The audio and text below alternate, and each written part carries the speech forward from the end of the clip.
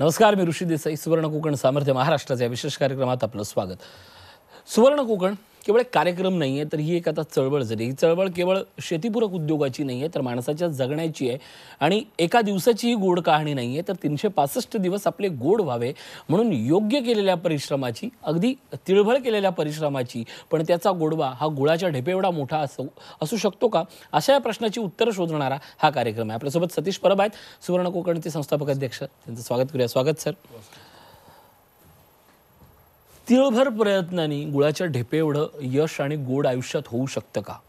नक्की गोडवा आणता येतो. आयुष्यभर पुरेल एवढा गोडवा आणता येतो. फक्त त्यासाठी एक प्रामाणिक प्रयत्न केले पाहिजेत. आणि पैसा कशात आहे हे पहिलं समजून घेतलं पाहिजे. अच्छा, एकदा समजलं की पैसा ह्या व्यवसायात आहे, मग त्या व्यवसायासाठी नेमके आपल्याला काय प्रयत्न करावे लागतील, किती करावे लागतील आणि कशा पद्धतीत करावे लागतील, ह्याचा जर आपण एक प्रॉपर अभ्यास केला तर मला वाटतं गोडवा हा आयुष्यभर पुरेल एवढा नक्कीच असेल. नक्कीच. आणि हा जो गोडवा असतो, म्हणजे नेहमी असं म्हटलं जातं की सगळ्यात आनंद पैशाचा आहे का, तर नाही आहे. सगळ्यात आनंद समाधानाचा आहे. सुवर्ण कोकण हे समाधान देतं. पैसा वेगवेगळ्या फील्डमध्ये आहे, वेगवेगळ्या सेक्टरमध्ये आहे, पण सुवर्ण कोकण असा नेमका समाधानाचा आनंद जो आजच्या युगात कुठेच मिळत नाही. म्हणजे घरात मिळत नाही, नोकरीच्या ठिकाणी मिळत नाही. मग अशी कोणती गोष्ट आहे की उद्योगात नाही तुम्हाला समाधान, स्वतःच्या धंद्यातनं समाधान, स्वतःच्या व्यवसायातनं समाधान कसं काय मिळू शकतं? कसं असतं, ग्राहक समाधान झाला तर ते जे समाधान त्याच्या चेहऱ्यावरचं ना, आपण आपोआप समाधानी होतं. फुटबॉलची रचना करतानाच अशा पद्धतीत केली की ग्राहकाला काय हवं आहे, ग्राहक कशासाठी आसूसला आहे, तो पैसे द्यायला तयार आहे, पण तरीसुद्धा त्याला जे हवं आहे, त्याला जी गुणवत्ता हवी आहे, ज्याला जो दर्जा हवा आहे तो मिळत नव्हता.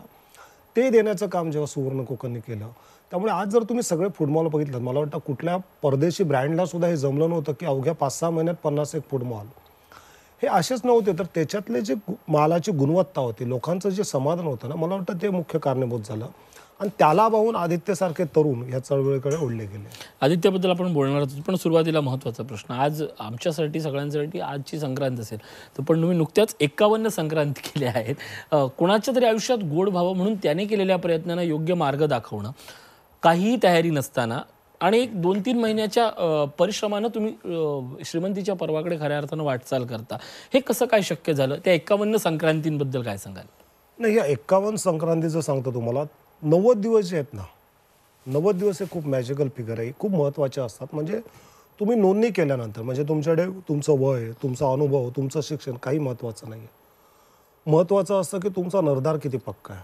तुम्हाला जर पैसा मिळवायचा आहे, तुम्हाला जर पैसा मिळवताना इतरांनाही समाधान द्यायचं आहे, तर नेमकं मला त्यासाठी काय केलं पाहिजे हे ज्या दिवशी समजावलं जातं कार्यशाळांमध्ये, आणि तिथून मग हा प्रवास सुरू होतो. आज जे 51 शिलेदार उभे आहेत, हे 51 शिलेदार, त्यांचं कुटुंब तर उभंच आहे, पण त्या 51 शिलेदारांकडे जो माल दिला जातो त्यावर हजारो कुटुंब अवलंबून आहेत. आज असंख्य महिला बचत गटाच्या आमच्या भगिनी आहेत, कितीतरी असे तरुण शेतकरी आहेत की त्यांचा माल आता एक चांगल्या ब्रँडिंगने, एक चांगल्या गुणवत्तेनुसार बाजारपेठेत लोकांना उपलब्ध होतो. आज परत तुम्हाला सांगतो की लोकांना कोंबड्या म्हटल्या की फक्त बॉयलर चिकन आणि फ्रोझन किंवा ते गलिच्छ पिंजरे, रक्ताचे डाग, असं जे चित्र होतं ना, हे कधीच आता फुसलं गेलं. तुम्ही जर आमचे फुटबॉल बघाल ना, तर तिथे एक रुपयाचा स्मेल येत नाही, की समजत नाही नक्की की बाहेर आतमध्ये चिकनचं दुकान आहे की काय. आणि चिकनचं दुकानाच्या अगोदर तुम्हाला जे बाकीच्या गोष्टी ज्या दिसतात, ज्या फक्त आणि फक्त गावी आपल्याला उपलब्ध असायच्या, तेच उकळीत कुटलेले मसाले असतील, जात्यावर चिरलेले पिठं असतील, असंख्य अशा गोष्टी आहेत की ज्या आम्हाला हव्याशा होत्या पण आम्हाला उपलब्ध होत नव्हत्या. त्याची जी गुणवत्ता आम्हाला मिळत नव्हती. ज्या पद्धतीत आमचं मॅन्युफॅक्चरिंग जाते, कधीतरी तुम्ही कोणी गेलात आमच्या मॅन्युफॅक्चरिंग युनिटला सिंधुदुर्गला, तुम्हाला समजेल तिथे मानवी हाताचा स्पर्शच होत नाही. म्हणजे कुळीत भाजण्यापासून ते शेंगदाणे भाजण्यापासून ते पीठ मळण्यापासून त्या सगळ्या गोष्टी या पूर्णपणे अत्याधुनिक मशिनीवरती बनवल्या जातात.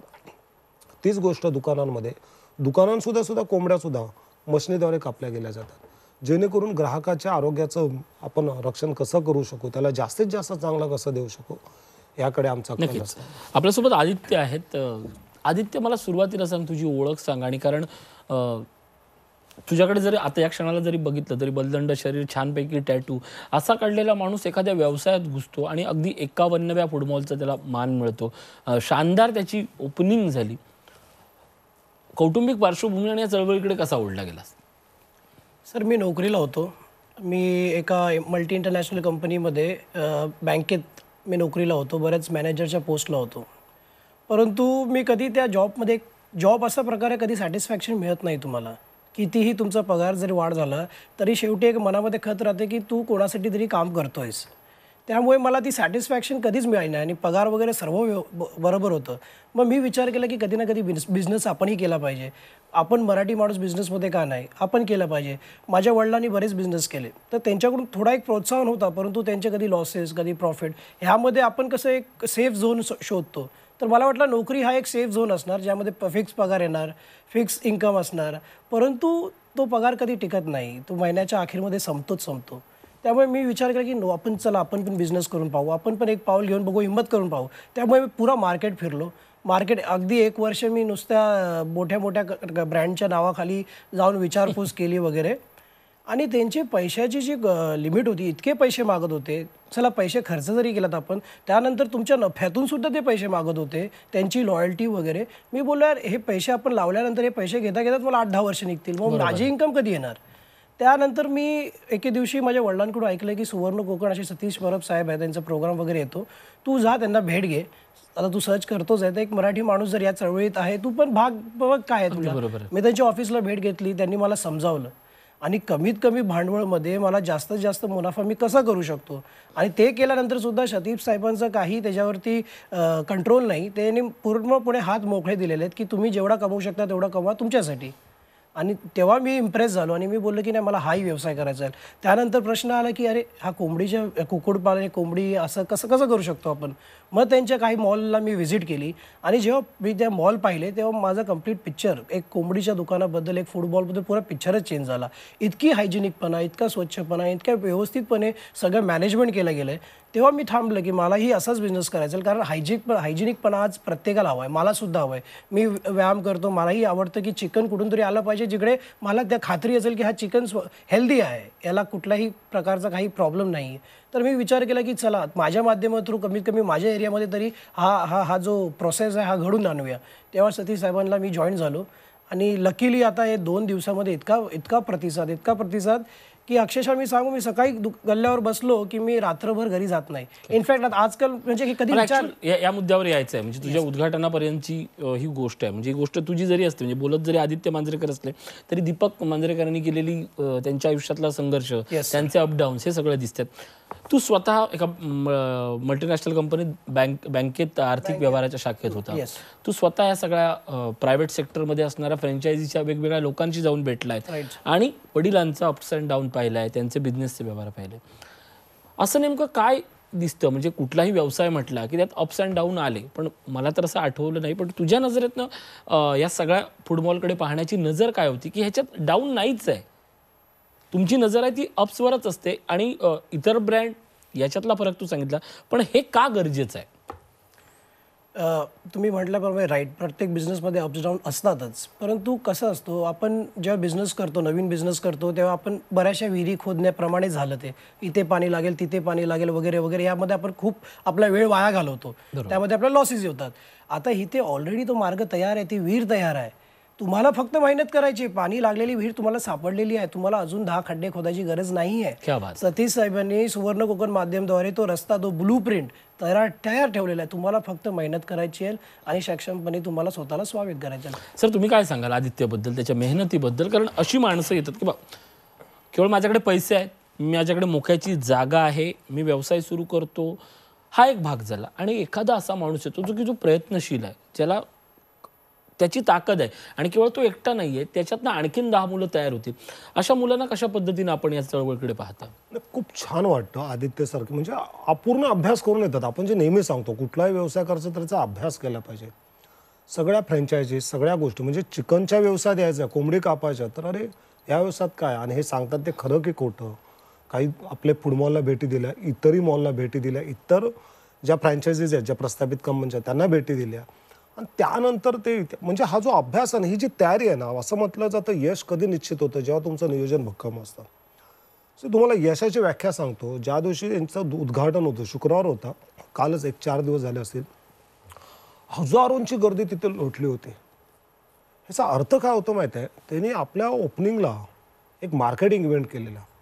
संपूर्ण अंधेरी, कोलडोंगरी असेल, सांताक्रूज, सगळ्या एरियातल्या घराघरात ते पोचलेले की आम्ही तुम्हाला अतिशय हायजेनिक पद्धतीचं आणि गावखेड्यात उपलब्ध असलेलं चिकन आम्ही देणार आहोत.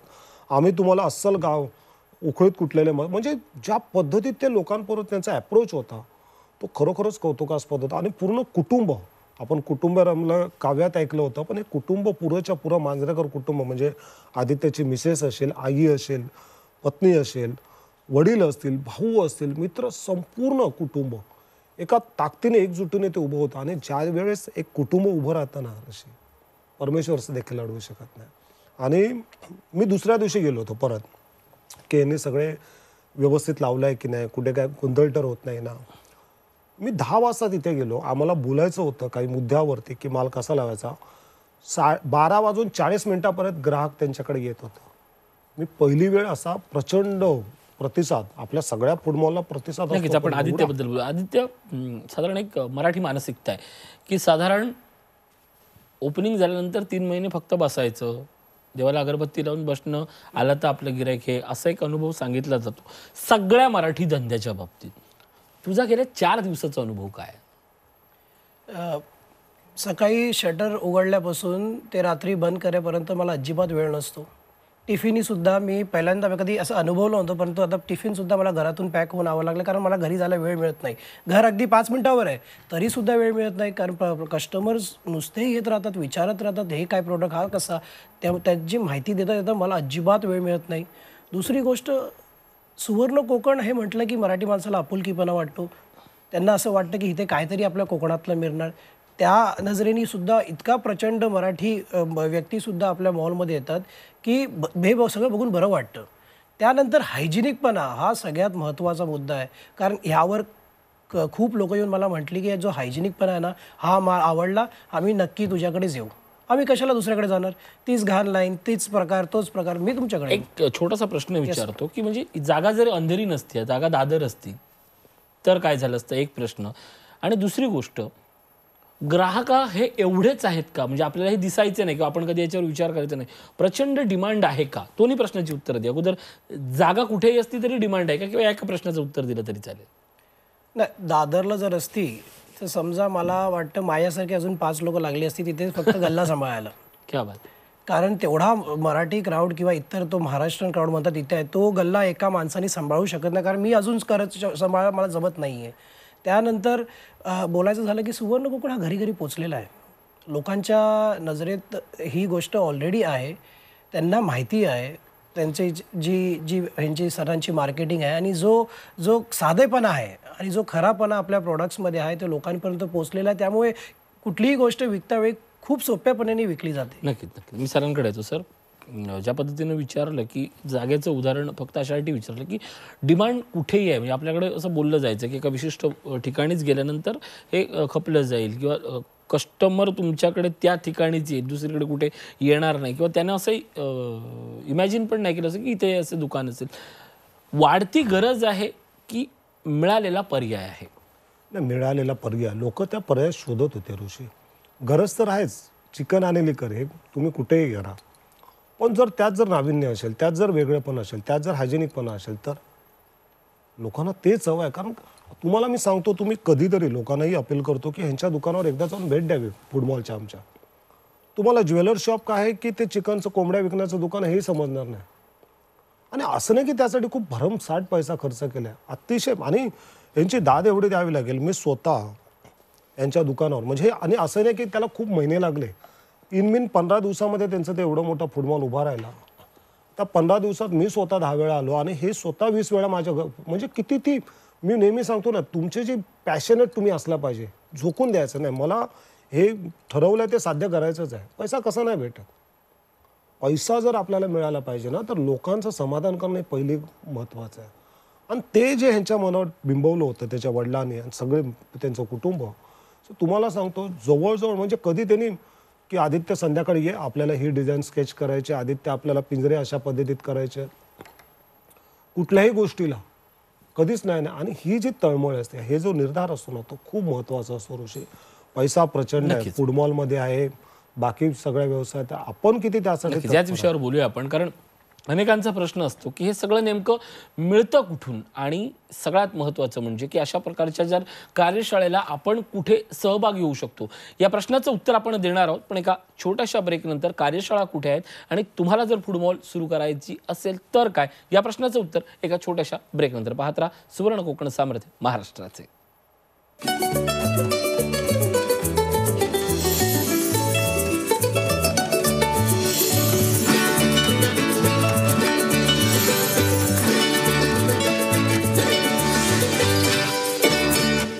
स्वागत. आपण बोलतो सतीश परब आणि आदित्य मांजरेकर यांच्यासोबत. आदित्य, खरं तर एखाद्या दुकानाचं उद्घाटन म्हटलं की 4-5 लोक येतात, घरचे 10-12 नातेवाईक येतात आणि जास्तीत जास्त सगळे सोयरे येतात, तेवढ्यावरच थांबतं. पण उद्घाटन हेच विक्रीतलं एक सगळ्यात मोठं प्रभावी माध्यम असू शकतं, हा एक सिद्धांत सुवर्ण कोकणने मांडला. काय अनुभव होता तुझ्या 51व्या या संपूर्ण फुटबॉलच्या उद्घाटनाचा? सर, मार्केटिंग दुकान चालू झाल्यानंतर नाही होत, मार्केटिंग दुकान ओपन होण्याच्या अगोदरच चालू होते. क्या बात आहे. मग ती कशी केली पाहिजे, त्यासाठी तुम्हाला काय गरजेचं आहे, काय माध्यमं आहेत, ते हे सर्व प्रकार, हे सर्व गोष्टी या सुवर्ण कोकण सतीश सर आपल्याला प्रोव्हाइड करतात आणि मार्गदर्शनही करतात की तुम्ही तुमचं दुकान ओपन व्हायचे तुमचे गिरायक कसे तयार करू शकता. तेच आम्ही फॉलो केलं आणि एवढा प्रतिसाद काय होता पहिल्या दिवशीचा अनुभव काय होता तुझा? नाही, तो रस्ताच बंद झालेला, तो गाडीसाठी रस्ताच बंद झालेला, गाडीला जायला पर्यायच नव्हता. इतकी गर्दी की मला समजत नव्हतं की आम्ही बाहेर पडायचं कसं. तर एवढा प्रतिसाद आहे. त्यानंतर लोक म्हणजे उद्घाटन झालं नाही, आम्ही बोलत नाही की तिकडे शॉपिंग चालू झाली. इनफॅक्ट तिकडे चिकनचाही डिमांड चालू झाला. तर कसं करायचं, म्हणजे एवढी गडबड झालेली आहे. नक्की म्हणजे मार्केटिंग ऑलरेडी झाली आणि गिरायक पण फिक्स झाले आमचे पहिल्या दिवशी. हे पाहून खूप आनंद झाला मला. आणि अवघ्या दुसऱ्या दिवशी मला काही मोठ्या हॉटेलकडून ऑर्डरही आले. त्यांच्यापर्यंत सुद्धा आम्ही पोहोचलो. मी 5 स्टार हॉटेल मी तिथे पोहोचलो सुद्धा नव्हतो, परंतु ते आले, ते व्हिजिट करून गेले माझी साईड आणि त्यांनी सांगितलं की बाबा आम्हाला महिन्याला तुमच्याकडून 500 किलोचं चिकन लागेल, तुम्ही प्रोव्हाइड करू शकता का. आता मला त्यांना जाऊन भेट द्यायची आणि सांगायचं की yes we can do it. तेही नव्हा तर नटराज स्टुडिओमधून एक कॅन्टीनमधून मला ऑर्डर आला की आमच्याकडे शूटिंग चालतात. बरेच प्रश्न, एकच प्रश्न, 4 दिवस झाले आहेत. Yes sir. दुसरी शाखा कधी काढताय? ठीक आहे, असू सरांकडे जा सर. अशा प्रकारचे जे अनुभव असतात ना, अशा प्रकारचे अनुभव असतात ते की काहीच होऊ शकत नाही. अशा अर्थव्यवस्थेत तुम्ही काम करत असताना काहीतरी चांगलं होते आणि ते तुमच्या मराठी माणसाच्या प्रयत्नाने होते. कदाचित या फील्डमध्ये आता दुसरा कुठला प्रांतीय माणूस आला तर त्याचा कदाचित धंदा होऊ शकणार नाही. फक्त मराठी पण असणं हे याच्यातलं सगळ्यात मोठा प्लस पॉईंट. तो शोधला कसा आणि तो कसा आता काम करतोय? एक गोष्ट म्हणजे आपण जातीभेद मान नाही, पण एक गोष्ट मात्र मानावी लागेल ऋषी.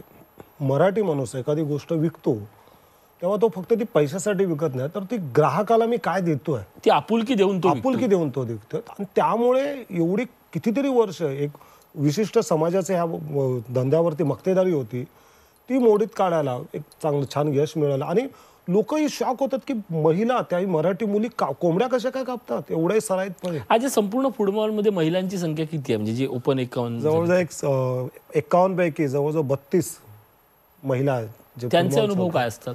त्यांचा अनुभव त्या कधीच तुम्हाला बोलता ना उपलब्ध होणार नाही बोलायला. फक्त दुकानात कोंबड्या कापताना तुमच्याशी बोलतील.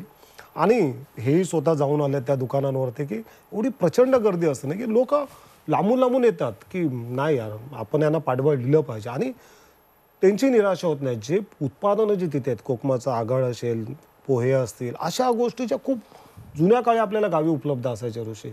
अतिशय हायजेनिकपणा त्यात ठासून भरल्या, गुणवत्ता, औषधी गुणधर्म आहेत सगळ्या. आणि ज्या पद्धतीत लोकांनी डोक्यावर उचललं, म्हणजे आदित्यचं तुम्हाला सांगतो की तुम्ही मगाशी विचारलं शाखा की कुठे खोलताय, त्याच दिवशी उद्घाटनाच्याच दिवशी संध्याकाळी ह्यांचे भाऊजी मला वाटतं गोव्यावरून आले होते. त्यांनी सांगितलं की परब साहेब माझा उद्याच्या उद्या फॉर्म भरून घ्या, मला गोव्याला सुरू करायचं आहे. छोट्या भावाने वडिलांकडे हट्टा त्यांना मिस कलिनाला जागाही बघितली आहे. परब साहेब आम्हाला तिथे खोलायचे. कसं असतं की तुम्ही लावलेली गुंतवणूक ती छोटीशी, त्यातून जर एवढा प्रचंड रिटर्न्स पहिल्या दिवसापासून जर भेट असेल ना तर कोणाला ते मोह नाही होणार त्या गोष्टीचा. आणि सर्वात महत्त्वाचं, कुठल्याही गोष्टीचा गंध नसताना, अनुभव नसताना ज्या पद्धतीने ही मुलं अशा सराईतपणे काम करतात ते खरोखर त्यांना दाद द्यावी लागेल. कारण हे इन 15 दिवसाचं प्रशिक्षण असतं, तेही 4 दिवसात. नक्कीच. आपण आता थेट प्रशिक्षणाकडे येऊया. प्रशिक्षणाकडे येण्यापूर्वी काय असतो प्रशिक्षणाचा अनुभव? ज्यावेळी अशा प्रकारची या कार्यशाळा आयोजित केल्या, तुझा अनुभव काय होता आणि का लोकांनी या कार्यशाळेला यावं? हा क्षेत्र एकदम नवीन आहे माझ्यासाठी, मला यातलं काहीही माहिती नाही. पण तुम्ही जेव्हा एका प्रशिक्षण घेता, तुम्हाला तिथे एकदम शिकलेल्या तंत्रज्ञानाकडून पुरी माहिती मिळते की म्हणजे एक साधारण तुम्ही घेतला तर कोंबडी कशी पाळली जाते, ती कशी मोठी होते, तिचं पचनक्रिया कशी आहे, तिला पोटं किती आहेत, तिची वाढ कशी होते, या सगळ्या छोट्या छोट्या बारीक गोष्टीची तुम्हाला माहिती दिली जाते. त्यामुळे जेव्हा तुमच्याकडेही तो माल येतो किंवा ते कोंबड्या येतात, तेव्हा तुम्ही त्यांचं पालन कसं केलं पाहिजे, त्यांना हायजेनिक कसं ठेवलं पाहिजे, या सगळ्या बारीक बारीक गोष्टीची माहिती दिली जाते. त्यामुळे काय होतं, तो पुरा प्रशिक्षण मिळाल्यामुळे तुम्ही एक प्रकारे एक्सपर्ट होता. आज मला माहिती नव्हतं कोंबड्याचे किती प्रकार असतात, पण आज कोंबड्याचे किती प्रकार असतात, कुठली कोंबडी किती अंडी देते आणि कुठली कोंबडी किती खाते, या सगळ्या बारीक गोष्टीपासून मला माहिती पडली आहे. ते सगळं प्रशिक्षणमध्येच होतं. नक्कीच. मी सरांकडे येतो, वेळ कमी आहे. या आठवड्यात नेमकं कुठे प्रशिक्षण आहे कार्यशाळा? या आठवड्यात मुंबईमध्ये आहे शनिवारी, नंतर वाशीला असेल. कार्यशाळा जास्त नाहीच, मला वाटतं फक्त मुंबईचीच असेल एक यावेळेस, कारण वेळ ह्या सगळ्या शिलेदारांवर द्यावा लागतो जास्त, कारण ह्यांना म्हणजे एक काळ असा होता, थोडक्यात फक्त एक काळ असा होता की प्रशिक्षण जास्त असायचे आणि एखादा उद्घाटन तर नसायचेच किंवा आता उद्घाटन आठवड्याला 4 व्हायला लागली आहेत आणि कार्यशाळा कमी झाल्यात. म्हणून निवडक कार्यशाळेत लोकांनी कशी संधी घ्यावी? नक्की. उद्याची जी मुंबईची कार्यशाळा आहे तिथे सुवर्ण कोकण फूड मॉल, त्यातले उत्पादनं, त्यातून मिळणारी श्रीमंती आणि तुम्ही त्यात कसे सहभागी होऊ शकता, ही सगळी प्रोसेस असेल. त्याचबरोबर शेळीपालन म्हणजे ग्रामीण भागामध्ये आम्ही जे फूड मॉल देतो तो ह्याच्यासाठी नाही की त्याने फक्त विकावं, तर जे विकलं जातं ते त्याने उत्पादनही कसं करावं. उदाहरणतः जर पुण्यामध्ये मला फूड मॉल द्यायचं असेल तर पुण्यातल्या फूड मॉलमध्ये विकल्या जाणाऱ्या कोंबड्या, शेळ्या, सगळे उत्पादनं ही आम्ही तर पुरवतोच, पण ती त्याने स्वतः उत्पादन करून स्वतःचा नफा दुप्पट कसा करावा याचंही प्रशिक्षण असतं. एवढंच नव्हे ऋषी, तर ह्यांना तोपर्यंत उद्घाटन करायची तयारी दिली जात नाही दुकान सुरू करायची जोपर्यंत ते प्रॅक्टिकल ट्रेनिंग घेत नाहीत. बरोबर. त्यांना 2 दिवसाचं प्रॅक्टिकल धंद्यावर उभं केलं जातं की ग्राहकांशी गोंधळ कसा होतो, कसं लोकांशी संवाद साधावा, कसा हायजेनिकपणा राखावा, कशा कोंबड्या तिथे डीप क्लिनिंग कराव्या, सगळ्या बारीक सारीक गोष्टी त्यांना प्रॅक्टिकल नॉलेज देऊन नंतर त्यांना ओपनिंग करायला परमिशन दिली जाते. त्यामुळे पैसा खूप आहे उद्याच्या कार्यशाळेत सुद्धा. जसं फूड मॉल आहे तसंच बांबू शेती, कसं आपण 10-20 हजारामध्ये 40 ते 50 लाख कमवू, शेळीपालन कशा पद्धतीत आपण कुठलंही पीक घ्या त्याहीपेक्षा जास्त उत्पन्न शेळीपालनातून कमवू, तुमची आधुनिक हळद लागवड असेल किमान ₹1,00,000 वर्षाला कशी देईल, ह्या सगळ्या बारीक सारीक शेतीपूरक व्यवसाय आपण या कार्यशाळेत घेतोय. त्यामुळे उद्याची कार्यशाळा, मुंबईची कार्यशाळा अतिशय प्रचंड, म्हणजे कल्याणला जे लोकांना आपल्याला सामावता नाही आलं, कारण कल्याणला आताच कार्यशाळा झाली 8 दिवसापूर्वी, पण तिथे जागा कमी पडली, तर तिथून जे परत गेले होते त्यांच्यासाठी कार्यशाळा, आणि त्यात अजूनही पूर्ण महाराष्ट्रातून एवढे फोन्स आहेत. त्यामुळे मला वाटत नाही की इथेही तोच प्रकार अनुभवता येणार. नक्कीच यशाचे आणि श्रीमंतीचे मार्ग अनेक असतात व चालणाऱ्या वाटा या कायम असतात. आपण फक्त आपला मार्ग ठरवताना, त्याची ध्येय ठरवताना थोडीशी गफलत करतो आणि आपल्याला काय करायचं आहे, आपण ज्या गोष्टीसाठी घरापासून लांब जातोय, 2-2 तासाचा जर प्रवास करून जर पैसे मिळवणार असू आणि अशा वेळेला जर घरातल्यांचे झोपलेले चेहरे बघणार असू, तर कोणासाठी पैसे कमवतोय, कशासाठी पैसे कमावतोय, हा प्रश्नचिन्ह म्हणून आपल्यासमोर नजरेत उभा राहतो. अशा वेळी पर्याय ठरतो अशा येणाऱ्या शेतीपूरक उद्योगातून मिळणारा पैसा. त्यासाठी गरज असते आपण आपल्यावर विश्वास ठेवण्याची, आणि प्रयत्नांवर विश्वास ठेवल्यानंतर भल्या गोष्टी या साध्य होतात, सायास होतात, पूर्णत्वास जातात. या सगळ्या चळवळीच्या निमित्तानं हीच गोष्ट आपण गेले 4 ते 5 वर्षांपासून पूर्ण करत आलोय, पूर्ण करत जातोय. नवनवीन माध्यमं येतील, नवनवीन प्रवाह येतील, पण या सगळ्यातनं श्रीमंती कायम आहे. ती मराठी माणसाच्या मनाची आहे, मराठी माणसाच्या एकमेकाशी जोडलेल्या गोडव्याची आहे. मकर संक्रांतीच्या शुभेच्छांचं या कार्यक्रमात इथंच थांबतोय. आपण इथे आलात परब सर, मांजरेकर या दोघांचेही आभार, खूप खूप आभार, धन्यवाद.